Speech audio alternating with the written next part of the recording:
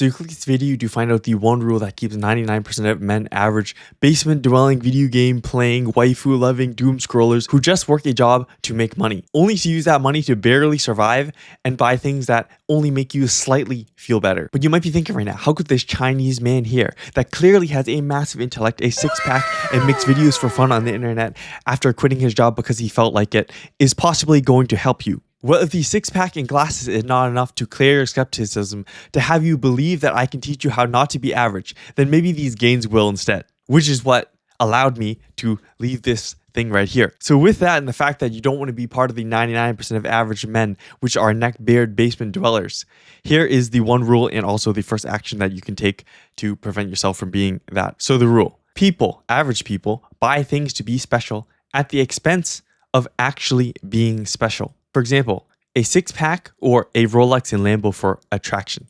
If you were trying to attract women, let's say, and you had the option of getting a six-pack, or you can have a Lambo plus a Rolex. I can't really draw right here, but something like this. If you got the Lambo and Rolex, sure, it's going to make you feel good. You feel high status. You feel like you're rich. People see like, oh shit, he's got a Lambo. He must be rich, or at least probably other dudes. But if you take a look at the rich people, they're going to look at your Lambo and it's like, oh yeah, anybody can buy a Lambo. You just go get a loan or some shit. And they don't really think much of it. And if you like the woman, well, you're either going to get one of two things. You're going to get gold diggers, and then the real woman, they're going to look at your Lambo and watch, and they're not going to care. They're going to be, oh, that guy's a fucking douchebag. Versus the six-pack, sure, it's going to take some work. You're going to invest a lot of time. You have to exercise. You got to suffer a bit. But then pretty much universally, doesn't matter who looks at your six-pack. Dudes could look at your six-pack. Women could look at your six-pack. Gold diggers could look at your six-pack. Rich people could look at your six-pack. Every single person in the world is going to appreciate the six-pack. So what does this have to do with the rule of people buy things to be special at the expense of actually being special? Well, if you, for example, you bought a stock, you try to buy a whole bunch of things to drop ship or FBA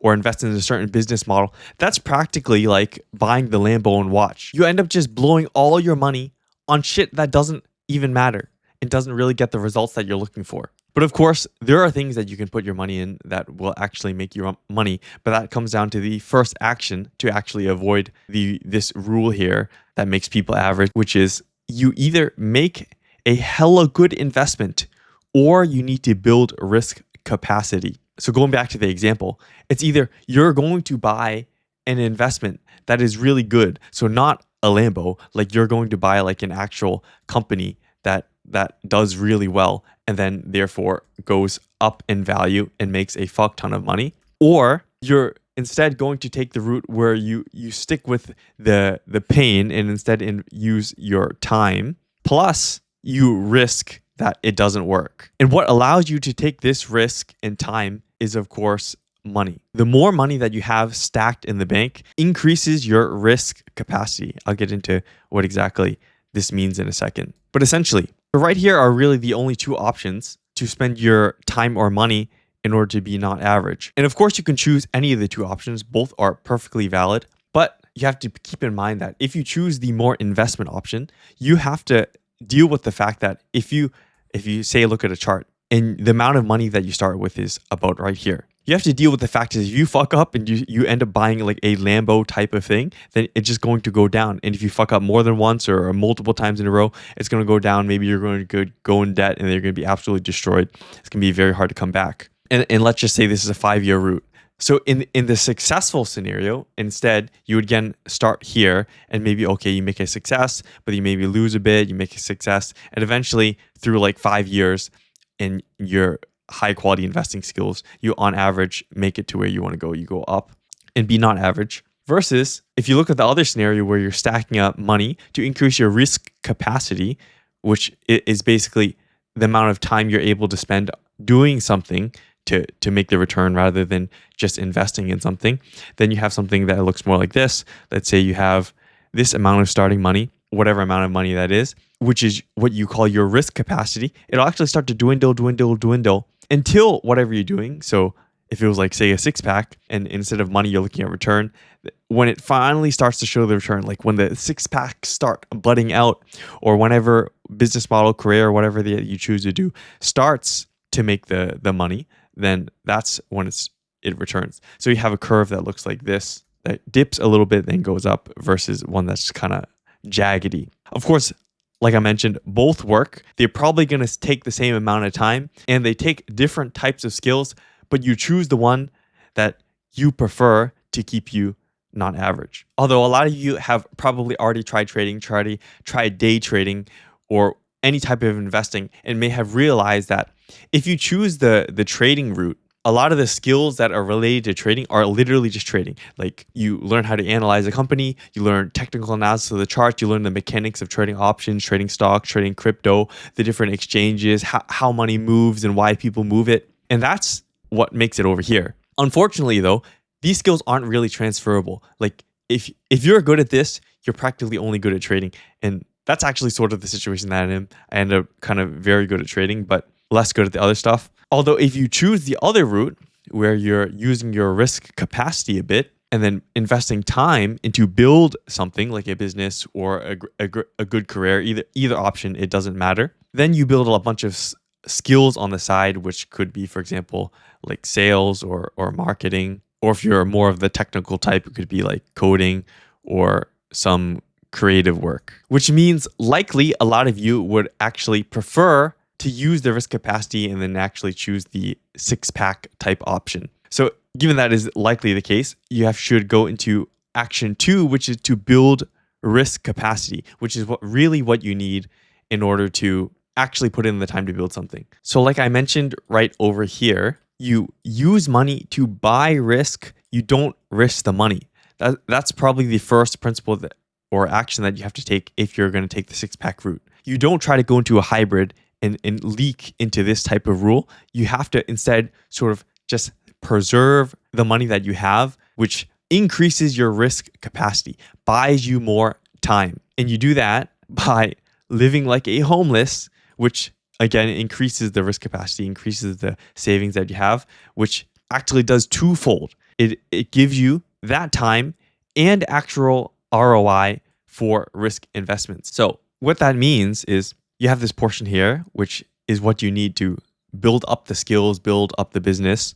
That's the time portion, and you're just chipping away essentially at your risk capacity during that time. But then once you actually start to make the return, so the second phase of the 6-pack level, once you start to like build your 6-pack and you can actually start to attract people, actually start to attract money at this point for whatever that you're doing, then now you have a little bit of excess risk capacity, which then allows you to go into either a little bit more types of investments like this if you want to, although that does take a bit of learning. It is a total another skill in itself. Or as I mentioned, you build up a bunch of skills while you're building this in this time, which allows you to actually make the return.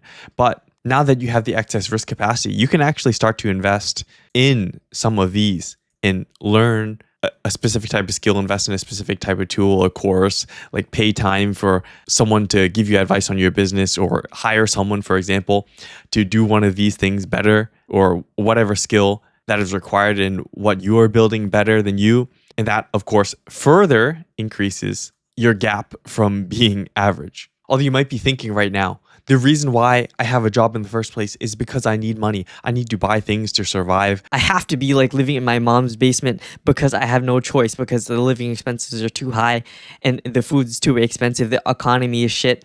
Well, if that's the case, then you need action 3, which is how to actually spend. And this sort of includes that risk investment that I just talked about, or this part here. But only spend this way if you're ambitious. If you're not ambitious and you just want to be average, obviously, then just buy whatever the hell you want. And if that makes you happy, then of course go do it, right? You're probably ambitious, so that's why you need this ambitious spending matrix that I'm going to talk about. So to start, there are 2 ways to spend. It is either you're spending your savings or you are spending your income. So savings or income. And you can spend on only 2 different things. Either liabilities or assets. So things that make your money go down or things that make your money go up. Things in this category are like the Lambo. Things in this category are like real investments that you've done a lot of research in, or as I mentioned, things that increase your skill. And now there are really only 2 options to put you in a financial position not to be average. So we take a look at spending savings. on liabilities as the first option, this is going to put you in debt. It is a negative situation. So it's something that you want to completely avoid. If you look at option 2, which is to spend your savings on things that increase money, this is actually more of a neutral type of thing because it reduces your risk capacity, your savings, but it has the potential to return. Although of course, it has the potential to decrease too. But over on the long term, you're actually sort of going to end up neutral because you're just switching your risk.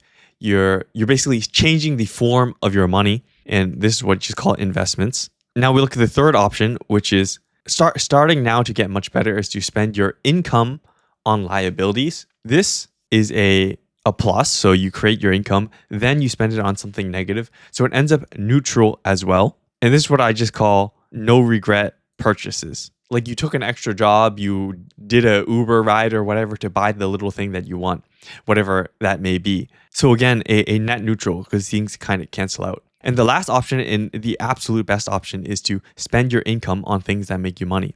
So you actually have a plus here, which is the only plus. And this is what I call cash flow. So what you do based on this is realize that there's only 2 options to put you in a financial position not to be average. Immediately excluding this, because this is basically the hallmark of being average. Then you have the 2 neutral type of positions and then the 1 positive position. You do this as much as possible. For a business, this could be investing back into the business, like buying equipment or additional marketing or sales capacity. If it was a career, if it was an option for you, maybe you could purchase more equity into the company. Or for both a business and a career, always getting more education skills that actually return is an option. Just make sure if you pick this cash flow option, don't just continuously keep buying things. Actually get the return first before you move on. And of course, then to really seal in being average, do these 2 sparingly. By the way, at this point, if you're thinking that you don't have a 6-pack activity or you're not sure about it, or you're stuck on how to proceed on your 6-pack activity to actually make it profitable and eventually escape being average, then you can actually tell me about your problems in the top link in the description, and I'll come back with targeted advice completely for free. If you're interested, you can just click that and you can take a look. If not, let's continue. Now for action 4, the last and final action to avoid that one hidden rule that keeps people average. You have to realize that just stacking up money and spending it intelligently isn't what is going to make you average. Like just the money in the bank account isn't what makes you not average. What makes you not average is either building a business or getting into a career that you actually enjoy and is very growth orientated. If you want the 4 stages that you need to go to in order to get to that point, watch this video right here. And on the time part, sure, you can know to spend your time intelligently build your 6-pack activity out. But actually spending your time intelligently is a different story. A lot of the times you probably find yourself doom scrolling, playing video games, or messing with your anime waifus on the side. If that is a problem for you, watch this video right here to stop doom scrolling